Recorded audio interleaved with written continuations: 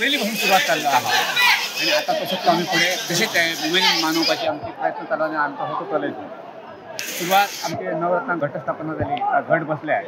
त्याच्या नवरात्री किंवा या वर्षात 10 रात्री मिळाल्या, 10 माळा झाल्या. वसंताने 9 माळा करतात आणि नवरात्रीकडे आमच्याकडे कीर्तन असतात. पहिली पुराण वाचन, नंतर कीर्तन.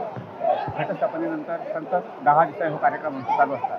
10व्या दिवसात देवळात 9व्या दिवसात संध्याकाळी साधारण 7 ते 8च्या दरम्यान आम्ही जे आमची तरंग म्हणणार ग्राउंडनाथ पावना आणि भूतनाथ होती 3 तरंग आम्ही ते गोण्या असतात ते भिजू येतो आणि त्याच्यानंतर जेव्हा आमचा पारंपरिक कीर्तन चालू असताना कीर्तन सकाळच्या पहिले आमची तरंग देवळाकडे सांगू येतो. आमचा रीतिरिवाज आला त्याप्रमाणे ते ग्राउंडाचं आमचं देऊळ असा त्या देवळात येतात. ते गाठ दुपार दाखवतात कीर्तनांची त्याची सांगता जातात.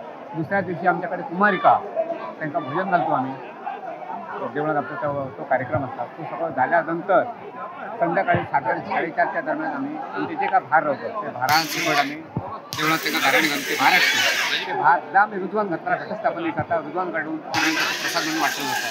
त्यानंतर ते बाहेर ठरतं ते देवळाकडे येतात. टमाट्याशी आमचा हा तिथं ते तरंगाच्या राऊंड देवळातून आम्ही बाहेर काढतो.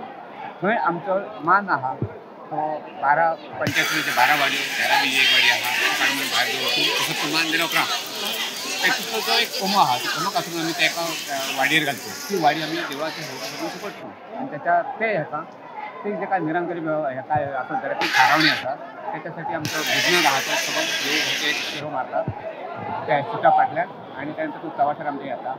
तसंच बहुमंदिर उपरांत देवळा तरंग आमची विठूचा गजर नामाचा विठूचा गजर हरी नामाचा झेंडा रोहिला ह्या गजरात संपूर्ण देवळा प्रदर्शन घालतो.